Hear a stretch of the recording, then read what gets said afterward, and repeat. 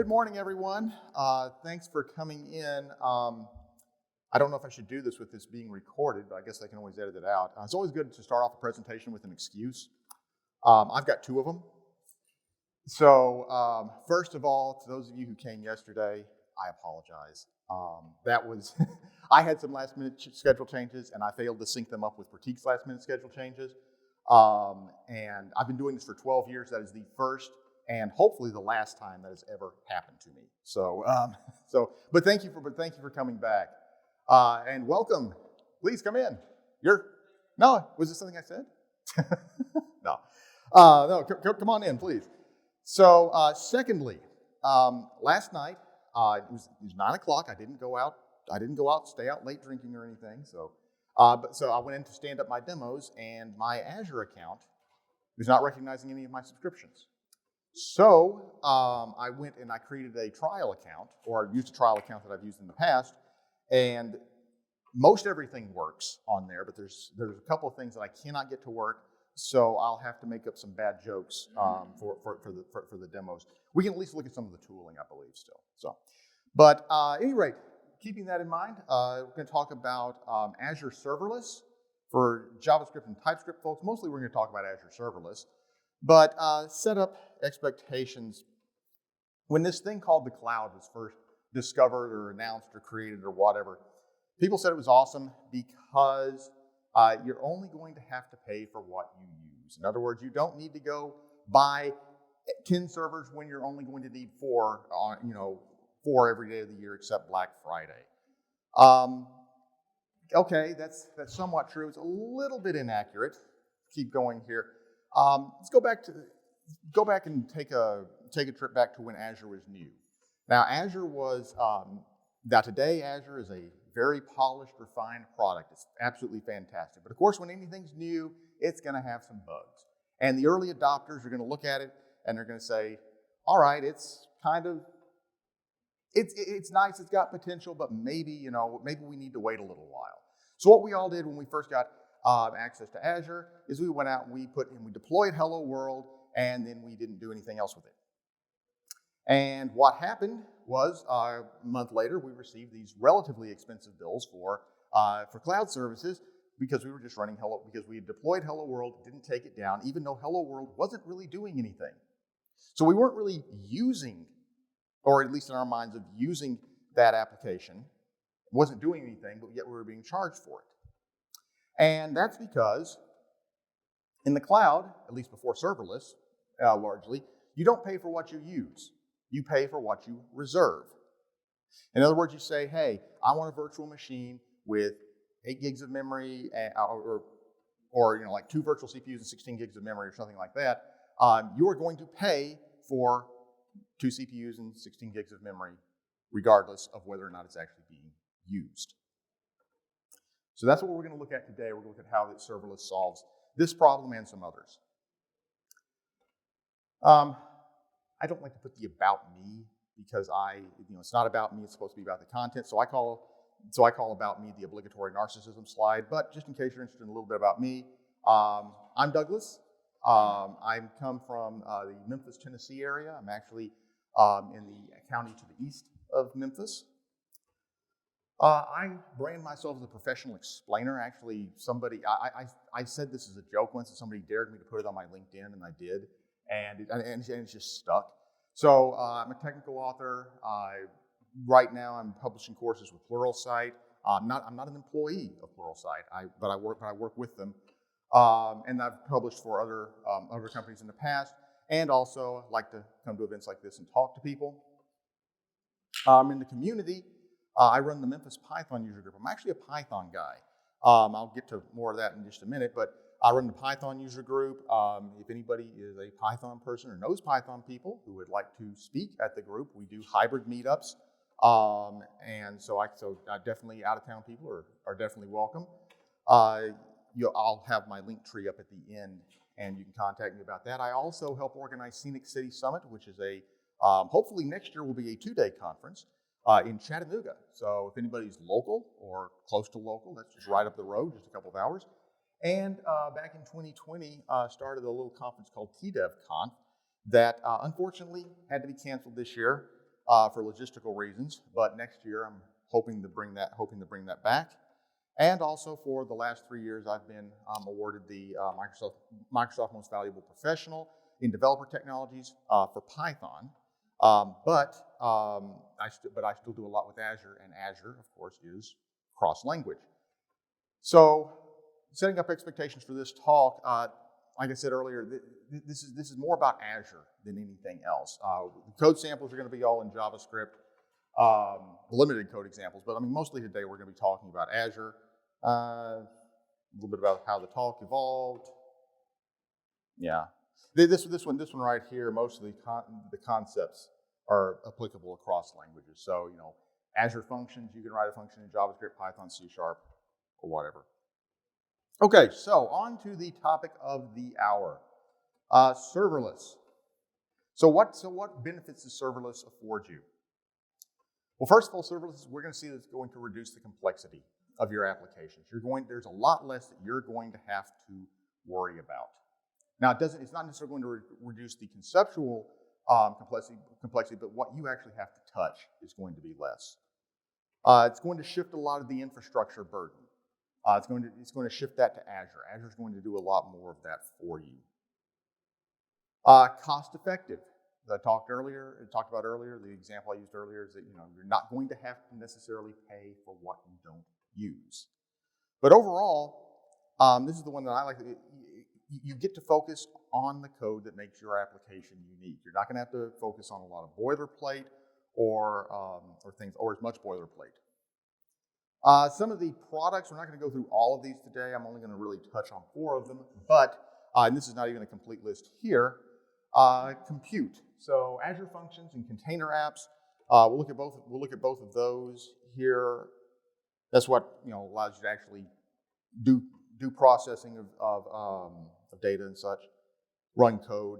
Databases, Cosmos DB, which is one of my favorite Azure products, and also there's a serverless version of Azure SQL database. Don't ask me about that. I've never touched it. It's a good product, but I've just never had the opportunity to use it. AI, I actually spend a lot of my time as a Python person working in AI. Azure Bot Service. This one is really cool. I could do an entire workshop on this. But let's make chatbots and intelligent agents. And it actually gives you a no-code interface in order to do that. Unfortunately, we won't have time to look at that today. The Azure Cognitive Services, however, which allow you to add AI to any application without needing to know anything about AI. We'll look at a couple of examples of that. And then there are some others down here, the API management for administration of REST APIs, Azure Logic Apps, which is another one that it's also a no-code service, another one that I've never looked at, or the event grid and then blob storage, which for storing files and binary data. Okay, so another part. Why didn't that? Oh, okay. It just bolded those. It didn't show up on here. I can't see, but no. Again, these are only the 4 that I'm going to actually go into detail here. Okay, so another thing that, of course, just the products are not enough. It's the tooling as well. The tooling for Azure. So you have there's a web portal, and this is something also that AWS, Google Cloud, they all have those. I hate the web portals personally. I think they're information overload. We will look at it today. I'll just say that I hate Azure less than I hate others.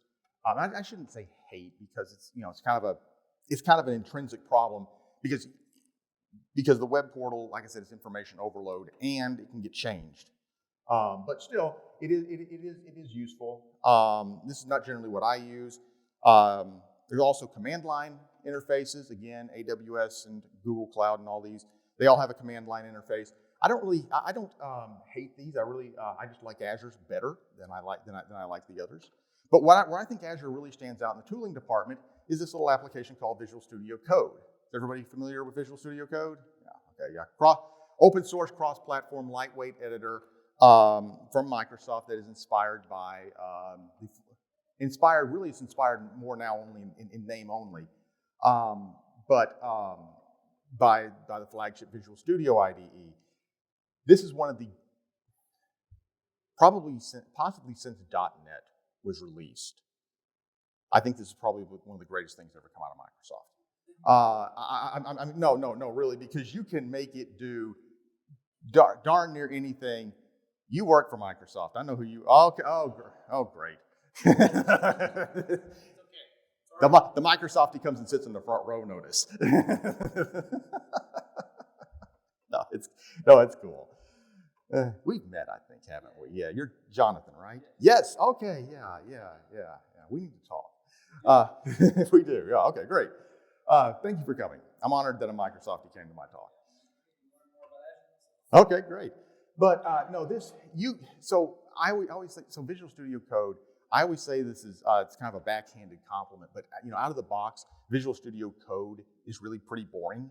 It doesn't do a whole heck of a lot, and that's a good thing because there are tens of thousands of extensions, plugins, if you will, that allow you to make this fit into almost any workflow that you could imagine. About the only thing that I have not been able to figure out how to do with, and even in some cases, there are exceptions even still, but mobile. That's about the only thing that I really can't do with Visual Studio Code. Everything else I use, and like I said, if you're doing something like React Native or Flutter, Visual Studio Code, you can still work into that as well. Okay, so let's talk about Azure Functions. This is kind of the thing that people first think of. This is like the hello world of serverless. Azure Functions. So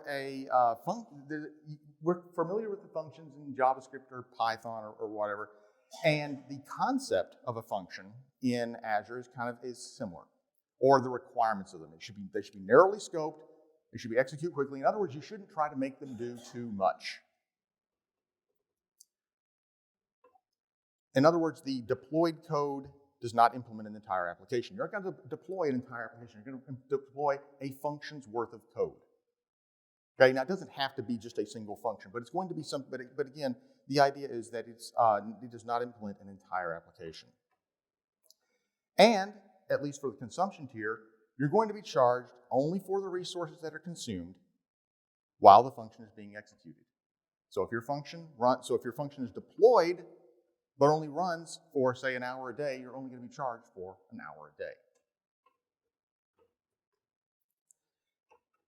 Essentially, and there's an asterisk, which I believe comes next. Yes, there's an asterisk after this. That says essentially you're not charged for provisioning and deployment. Now, that's not always true, but with the consumption tier, it is essentially you don't have to worry about making sure that your application is actually doing something to not get charged. All right, you don't call it, now of course in JavaScript, if you have a function named foo and you want to call or invoke that function, you're going to have to refer to it by name. Azure Functions, you don't do that. Azure Functions are executed in response to a trigger. And a trigger is just some kind of an event. And there are, I think there's probably like about 15 different events that you can use. Here are some of the more common ones. So an HTTP request. This is probably the most common, or at least it's the way I've used them most commonly. This is for making something like a web API. So you have an endpoint, you throw a request at that endpoint, and Azure invokes a function, and then whatever the return value of that function is returned to you in a response. Basically, that's the idea. Timers. This will execute a function repeatedly on a particular schedule, similar to a cron job in Linux. Cosmos DB. So Cosmos DB, like I said earlier, is really one of my favorite products. It stores data conceptually in documents. So if you think MongoDB, but however, what you can do is anytime you have a document change, a document is updated, created, or whatever in Cosmos DB, that can also trigger a function. Blob storage, which is one of the services I also mentioned earlier. So the canonical example here is kind of if you upload an image to blob storage, then you'll have a function that's triggered to create a thumbnail of that image, something like that. Functions run inside of function applications. So you have a function application, so that's kind of like a container for the individual functions themselves. A function application has a plan, and this is how it determines how you get charged.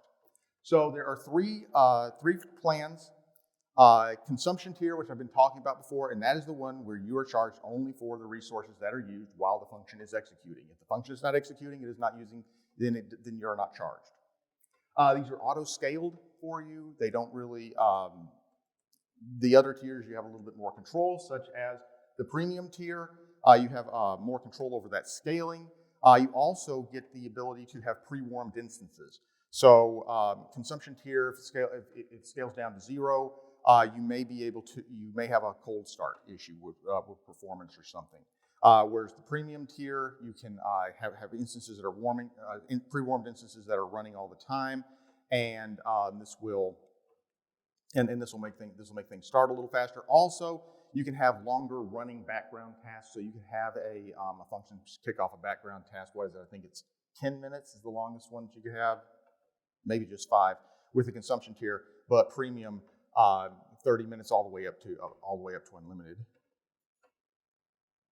And then there's the dedicated tier. This one actually runs inside of an Azure App Service instance. So Azure App Service is their platform as a service, Azure Platform as a Service, and this is where you would run like a web application that you would deploy the entire application. This is a good idea. Running the functions in an app service instance, this is a good idea if you already have an app service application running and you want to run functions alongside it. This simplifies things a little bit.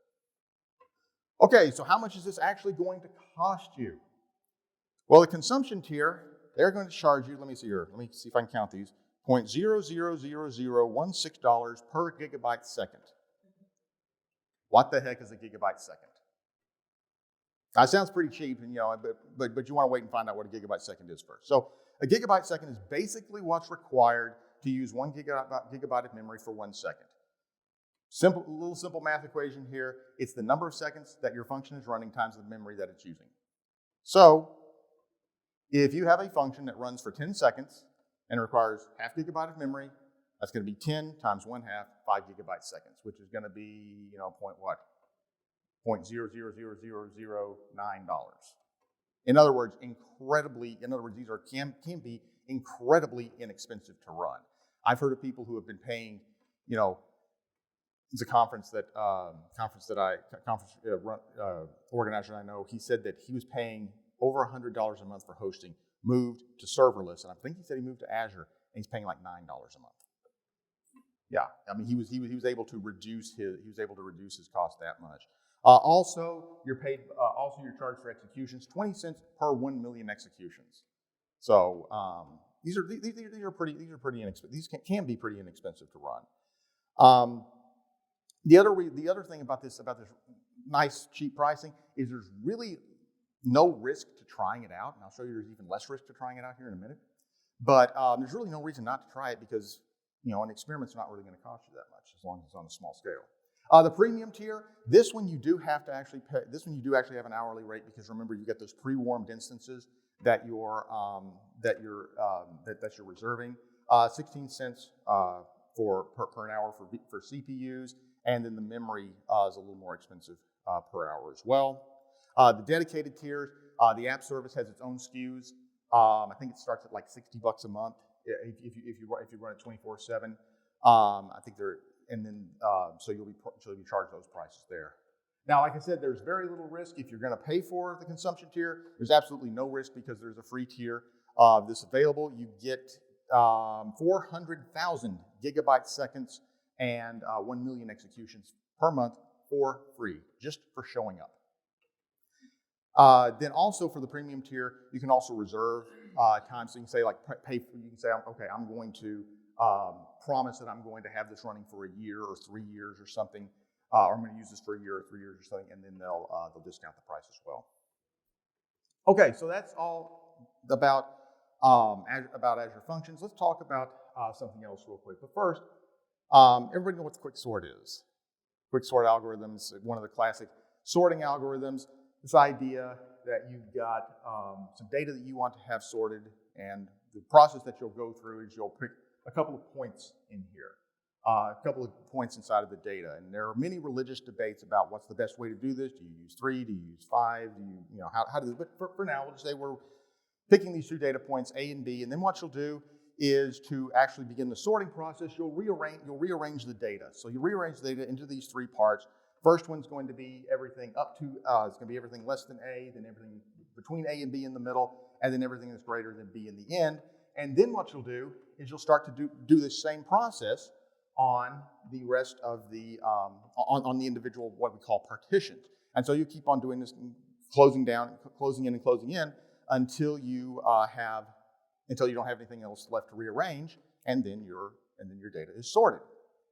And this is largely considered to be the fastest known sorting algorithm, at least out of the classical computer science algorithms. Not necessarily true. This is generally the fastest. Actually turns out that around 20 to 30 elements, it's actually faster to use the simpler and more brute force insertion sort. My point here is that sometimes the simplest ideas are the best. You don't necessarily, again, like I said before, you're going to want to, serverless is going to help you reduce complexity.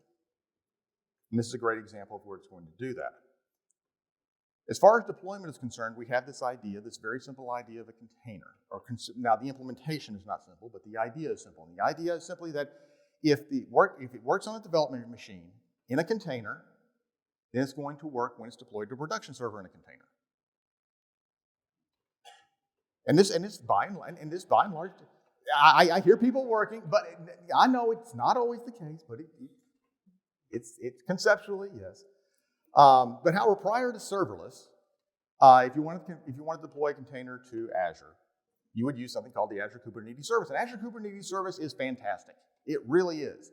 But it has one major drawback. Does anybody happen to know what that might be? I see something.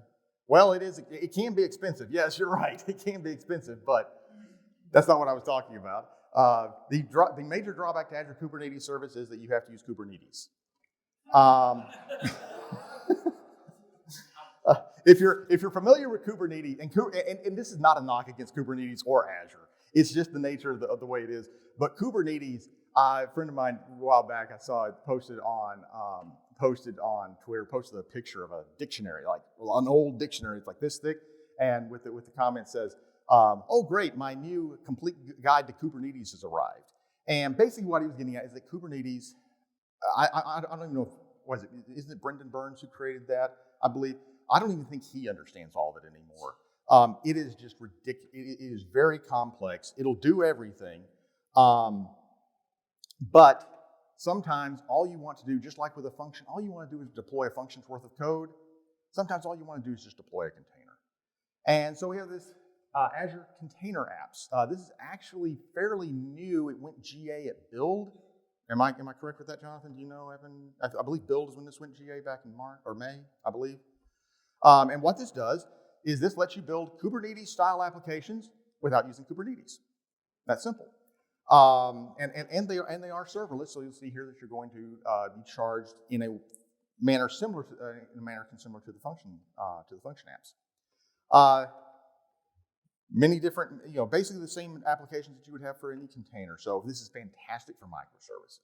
It's a joy to use with microservices.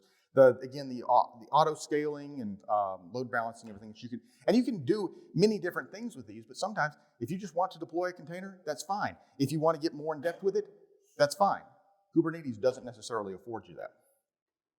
This is actually the demo that we're not going to be able to do today because my Azure account or my paid Azure account is not working. The pricing for this, again, very similar to, it's similar to the consumption. If you're, again, you're going to be charged for virtual CPUs and memory, similar to the way that you were with the premium tier of the functions. The difference between this active and idle, what's happening is an active application is one that is starting or is processing requests, so it's actually doing something. But however, if it started, after it started, but it's not processing requests, it'll go into an idle state, and that'll be cheaper. Then you can actually if you want to save money even more, you can actually have them scale down to 0, because you can say, hey, I want to have so many virtual CPUs up and running, even if they're only idling, or I can scale to 0 and be charged nothing. And this is actually something that I probably should have said earlier, but this applies to all of the serverless services. It's, which is, of course, the virtual machine. If you start with a virtual machine, you don't automatically get database for free, and the same thing happens with serverless. Again, all you're paying for is just that one service. This one is also, there's a free tier, so there's no risk of trying this one. Top of my head, we can look this up here in a minute if you want, but I believe it's 360,000. I think it's 360,000 gigabyte seconds of memory per month and 180,000 virtual CPU seconds per month is what you get. Cosmos DB.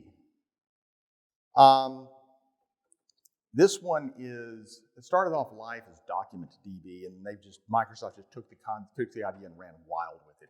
And it's again one of my favorite services. This massively scalable, globally distributed database. You can put any amount of data in here, whether you've got a small amount of data or a large amount of data. You're going to get very fast performance out of it. Very reliable, so you get plenty of nines. But my favorite feature of this, and a lot of other people's favorite feature of this, is that it's multi-interface. So there is a number of different ways that you can write applications against it. So there's this core SQL API, which now I believe they call the NoSQL API. But it's got this. But the idea is that you can use this query language. There's a SQL-like query language that you can use to query it. My preferred interface is MongoDB. So if you are using so what is it with Node or Express, you would probably use Mongoose for MongoDB. You could use Mongoose with Cosmos DB as well. I can use something like PyMongo or Mongo Engine with Python. Cassandra, Gremlin, which is a graph API, Azure Table API, and this one also that I'm excited about, which was released just a few weeks ago at Ignite, PostgreSQL.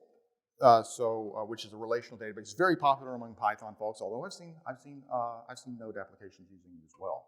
So you can use any of these to access Cosmos DB in a fairly native manner. Also, several operation models. So first of all, and this is basically, and this influences how you're charged. So first of all, provision throughput. And as I've been and based on what I've been talking about with being paid for what you provision versus what you use, you can probably imagine what this means. You're going to say, hey, I want to reserve a certain amount of processing power and charge me for it, regardless of whether or not I use it. The serverless, like we've already talked about, hey, charge me just for what I use, kind of pay as you go. And then the vCores, this is a more traditional thing if you're thinking about a physical or virtual server. So that's used for the PostgreSQL instances, because of some of the ways that PostgreSQL works. The pricing, again, the provision throughput, they use these things called RUs. And RU, what is it? It's basically the amount of computing effort required to read 1 kilobyte of data out of Cosmos DB by its unique ID. And as you can see here, what you're doing is they're saying that they're going to charge you per hour in 100 RU increments. So you're going to say, hey, I want to reserve 500 RUs, and you're going to be charged that much per hour, regardless of whether or not you're using those 500 RUs. Serverless, however, they just say, hey, if you use 1 million RUs, this is what you'll get paid. If you use, I believe they'll do this fractionally, but again, it's just kind of pay as you go. And then the virtual cores there are hourly rates for those that are based on the size of the core. Okay. We can look at some of the Cosmos. The thing is that really, as far as doing serverless versus the provision throughput in Cosmos DB, the only difference is when you create the instance, you just check serverless instead of the provision throughput. But we can look at the tooling if you want in a minute. One last idea here, and I'm going to preface this one also with another story. Back when the smartphone was invented, there was this idea. It was one of the cool things is that they were constantly connected. You were going to be able to, walk around with this device in your pocket that was constantly connected to a broadband mobile network. And of course, the first one to do this was Apple with the iPhone. And when people saw this, they said, "Hey, it's a really great idea." Not sure that I'd actually need that or anything, but it's a really great idea. A couple of years went past, and Apple said, "Hey, we're going to let you develop apps for these things." And people started to say, okay, now I can see that now I can see that there are other uses for this. I've got uses for this that I can implement. So it's gone from being a novel idea to an idea that's nice to have. Well, fast forward to today, actually fast forward to probably about 5 years ago, and it's expected. If there's a mobile app that does not take advantage of being constantly connected, then it's an outlier. So we've gone from basically a novelty to a feature that's nice to have to a feature that's a necessity. It's expected to be an intrinsic part of every application. If you take this same concept and replace connected mobile apps with artificial intelligence, basically got the same thing. People saw artificial intelligence, oh, that's kind of a neat thing to look at in the future, and then, oh yeah, there's a use for this, and especially with when the cloud and everything started coming around, we started having access to more powerful computers more easily. And if we're not at that point today, we're almost there. Whereas people expect to be able to say, hey Siri, hey Alexa to their devices, and this device is going to be, they're acting with some kind of AI agent. Well, the problem with so it's very possible that you may be asked to work on an application or even create an application that requires artificial intelligence.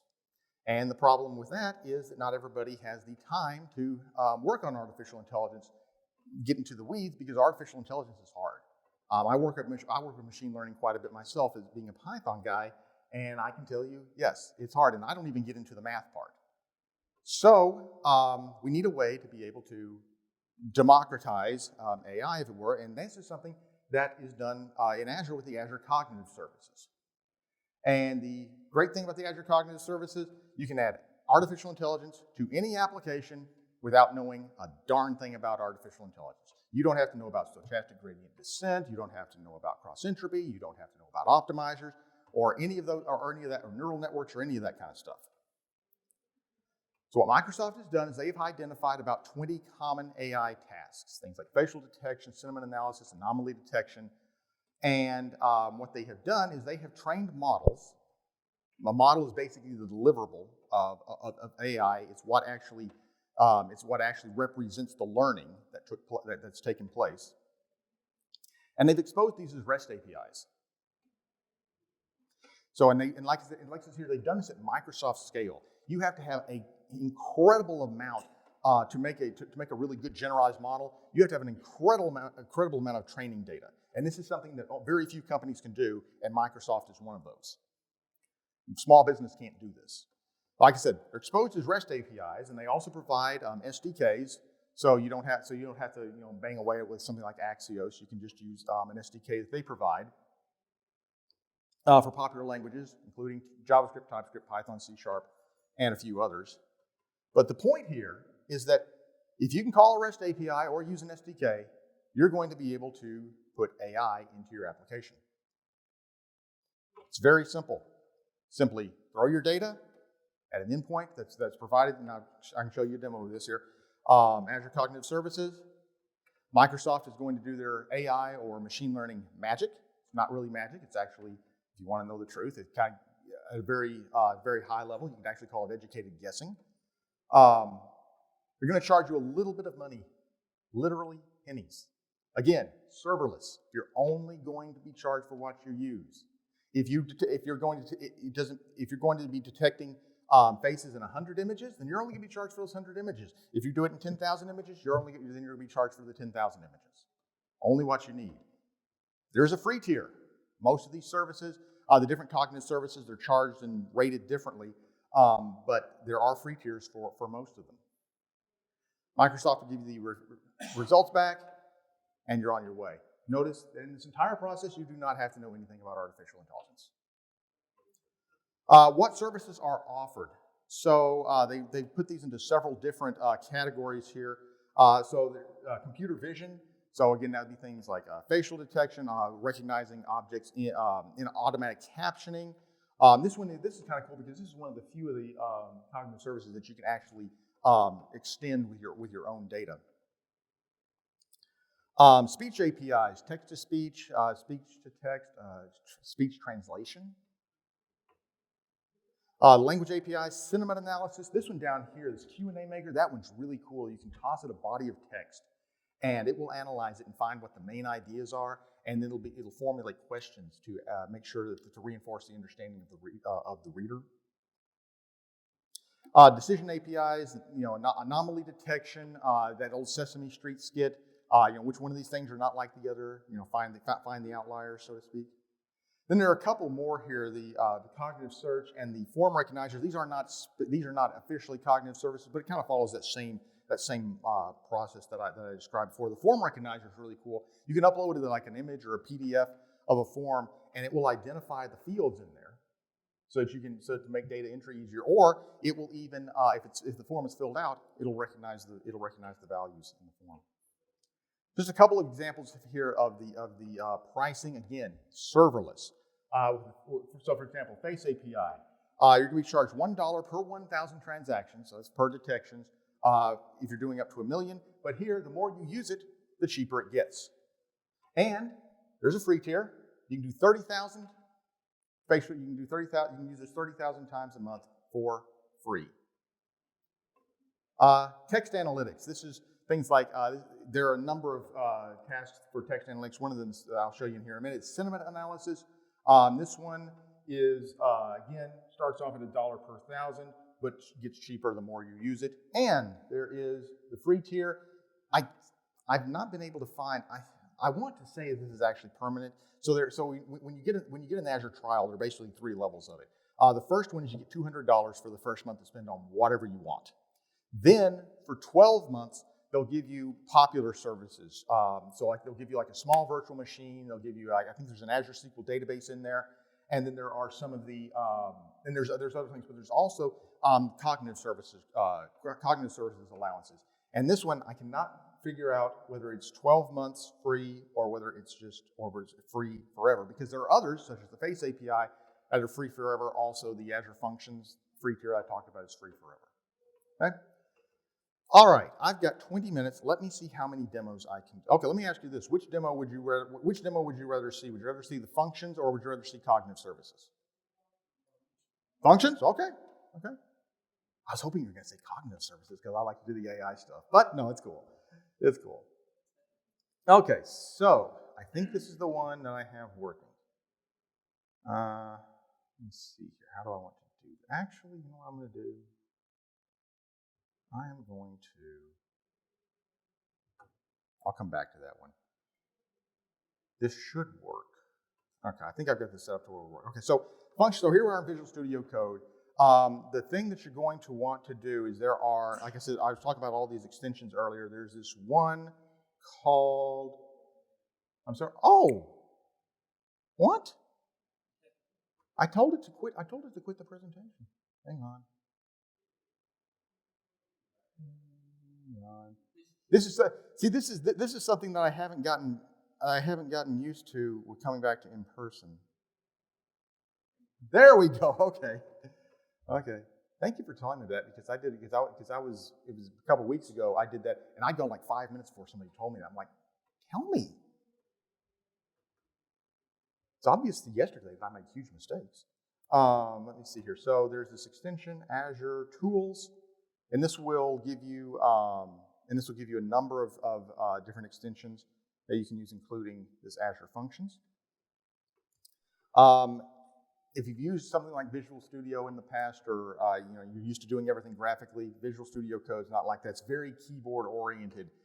If you're not using a lot of keyboard shortcuts, you should really learn how, because at first, yeah, it's kind of painful, but when you learn that you don't have to take your hands away from the keyboard, you become so much more productive.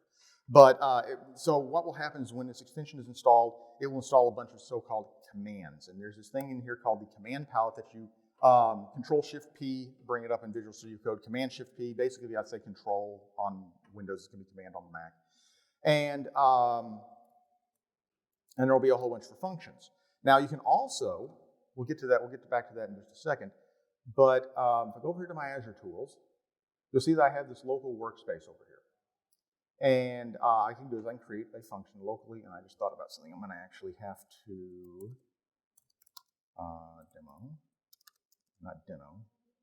hold it, ATL demo, there we go. And cd ATL demo, okay. But what I'm going to have to do is create a function, it'll ask me to say I need to create a project to run this locally. And if I go into that folder I just created, it's going to ask me for the language. You can see many languages here, JavaScript, TypeScript. We'll go ahead and say JavaScript. It'll ask for the template. So this, remember I was talking about the different, this is basically the different triggers. So there's HTTP timer, there's the blob storage, Cosmos DB. You give it a name, say func1.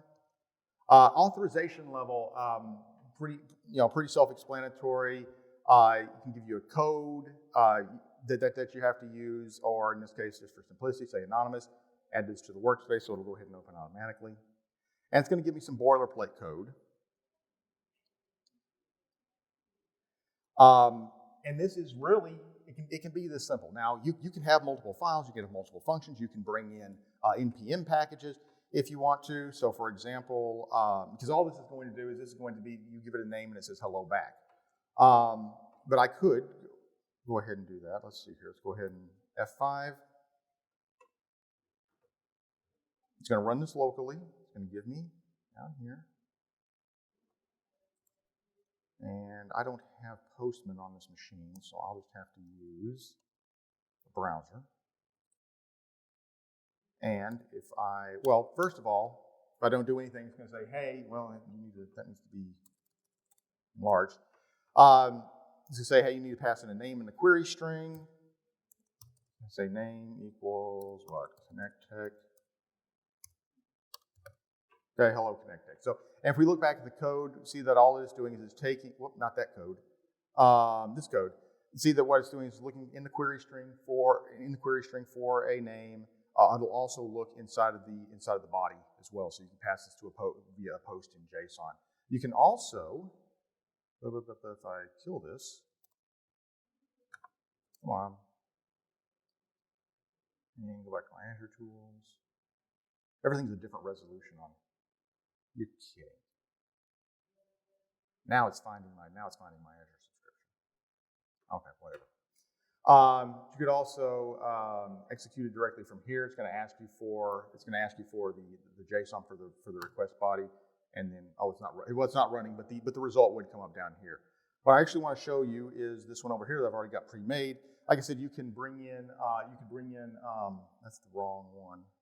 You could bring in NPM packages if you want to. So here I'm using Faker. All this is going to do is just going to return. All this would do is give an account on the query string. It would return a bunch of names, a bunch of random names. Now, here's the other part of this. If you want to deploy this, you can do this also from Visual Studio Code. You go up here to, I swear, an hour. Oh yes, sir. Yeah. Mm-hmm. No. Because again, you're not redeploying it every time.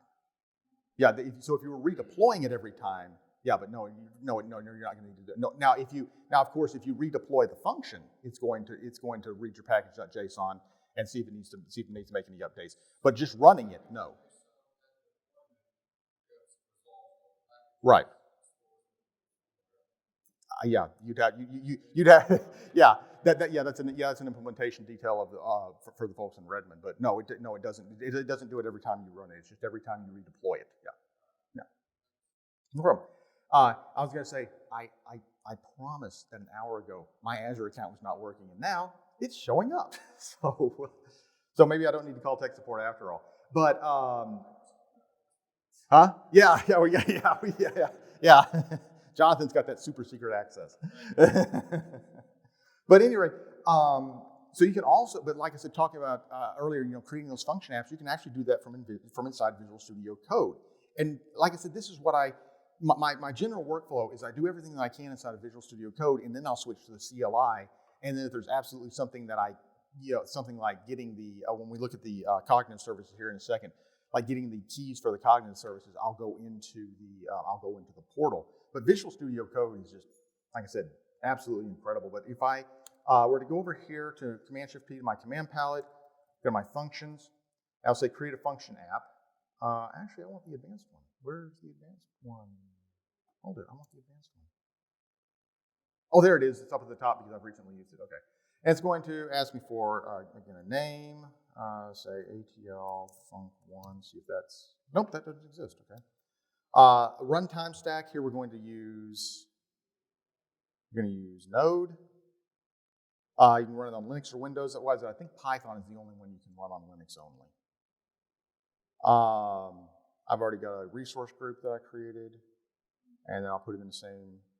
And then here's where you can select for that function app. Like I said, you can have those different tiers: consumption, premium, or app service plan. I'll just put consumption. It's going to want to create a storage resource for internal use, and then finally the name for that storage account for monitoring, and then or the application. This will take just a few seconds. No, this one doesn't do that. It's Cosmos DB where you have to explicitly tell it that you want to use the free tier. By the way, the free tier of Cosmos DB does not work with serverless yet.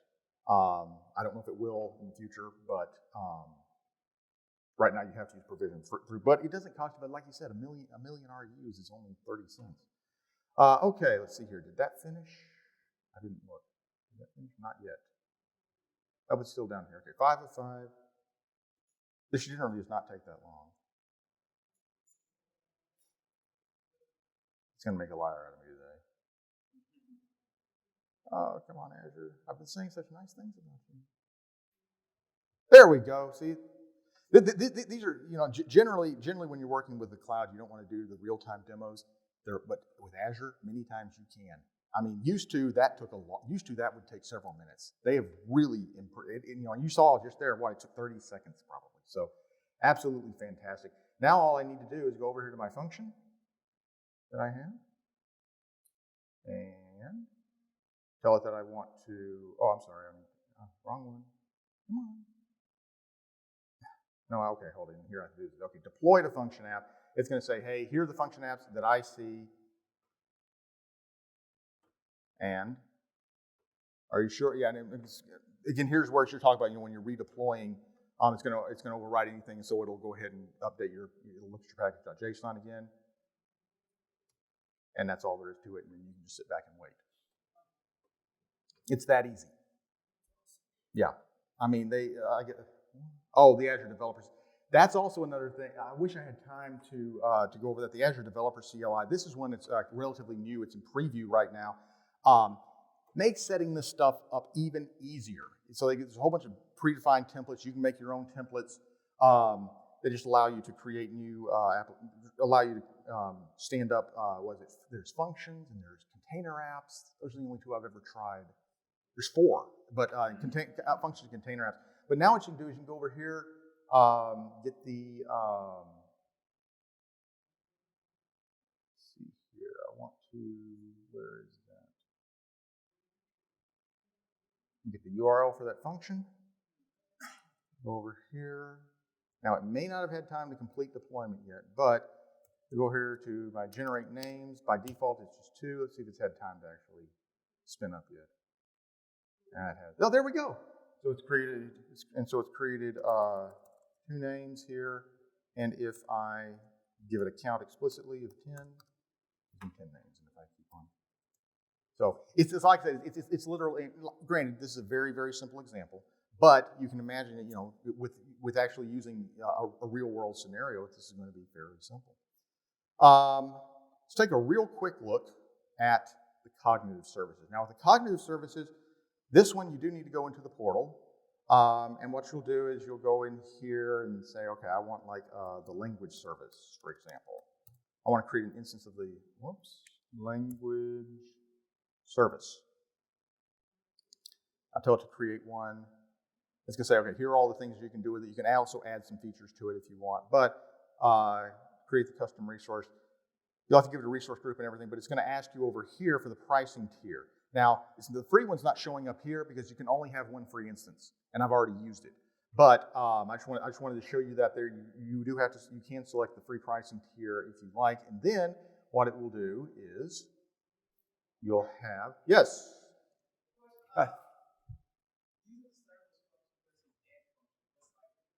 I'm sorry. Can you speak up a little? Okay.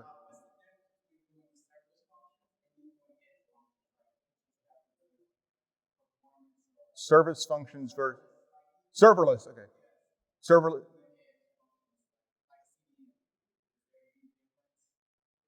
That's one that I would not know. Oh, serverless versus edge? I don't know. I think, yeah, edge would be where you're trying. Edge, yeah, no, I would say that's two different. I think you're right. That's two different concepts. Edge would be where you're trying to increase performance by getting closer to the client, closer to whoever's making the request. Serverless is going to be, in other words, yes, in other words, everybody's favorite answer, it depends. Yeah. I don't know. I don't believe that's offered though. I don't think. What you would do. Okay, so in your case, what you would do is you would choose. So you notice that I chose a region when I created the app plan. Is of East. Well, there are, and Azure has more regions than anybody else. There's, I forget how many exactly. But so suppose you want to have. So suppose you've got clients in Europe and in the United States. Well, what you would do is you would deploy your function to a region in the United States, and you'd also deploy it to a region in Europe. And then the people who are in Europe would be able to that would put your function closer to your clients in Europe, and therefore, which is sort of similar to the CDN thing that you're talking about earlier, where you want to get your code as close to your clients as possible. Does that make sense? You're huh? The difference, right, is in the content delivery network services, right? They're starting to offer this new thing, Cloudflare document, right? Right. Functions, right? Yeah. Now they're very similar to serverless because they also execute only when called. True. However, right, I think the approach is that you want to use an edge function before you hit the actual serverless URL. If you needed to modify some headers, if you needed to set some cookies, if you needed to know about the user's location, anything that is, something quick that is relevant to where the user is, I think that would be the use case for your edge function. Okay.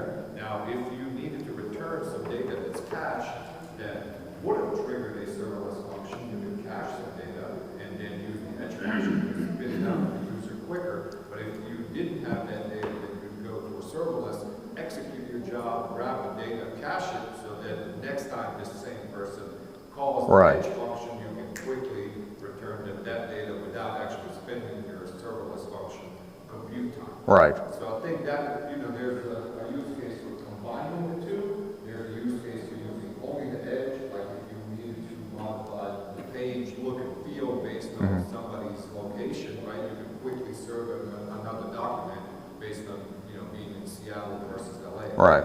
Or even knowing the person's IP address. Right. Or an IP address, you can change the HTML of the response using an edge function. But I think the serverless is a little bit more like a cron job type of, thing that you want to run in the background, or maybe like the AI stuff that you're talking about.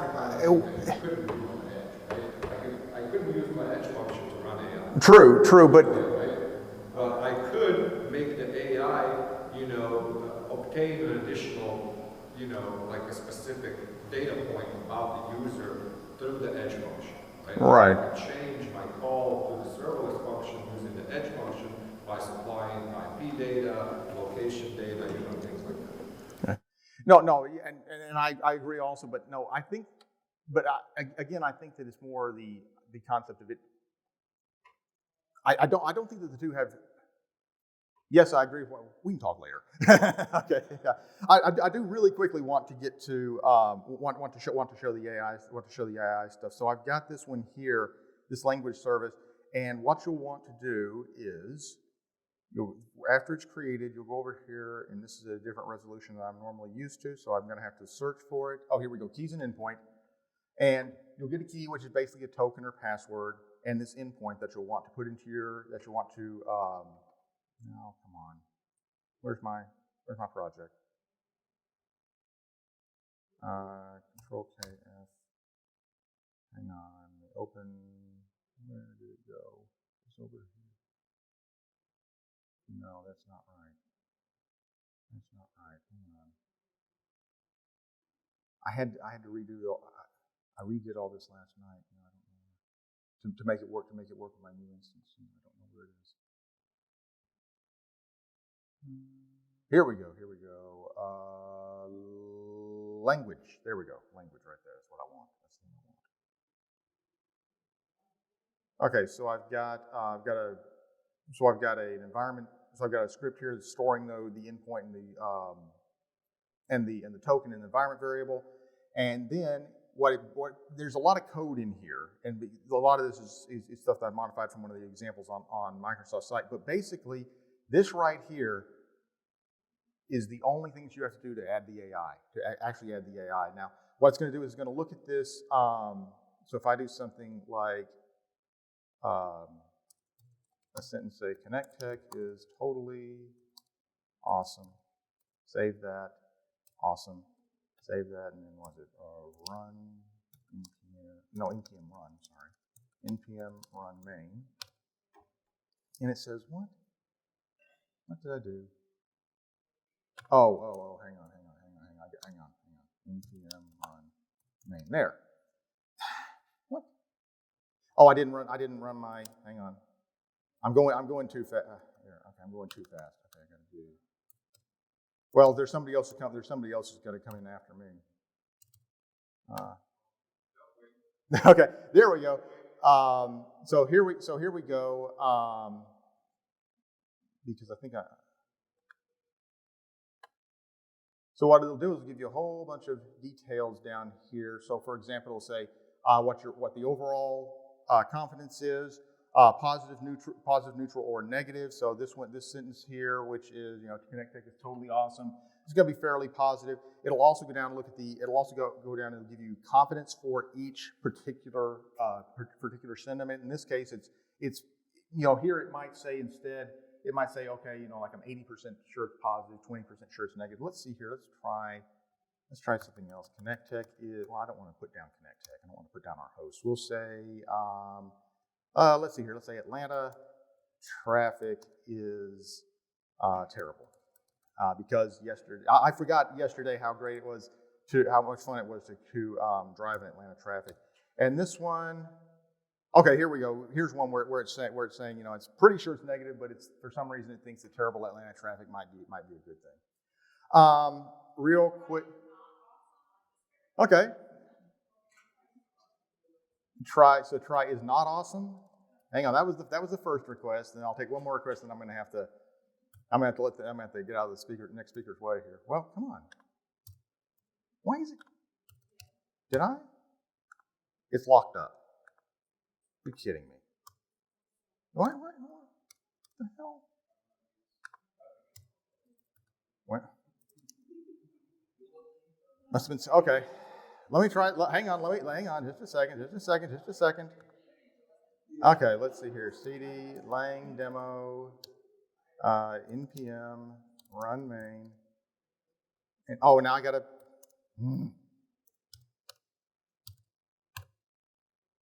There we go. So not awesome comes up completely negative. Okay, what did you say over there? Sucks? Okay.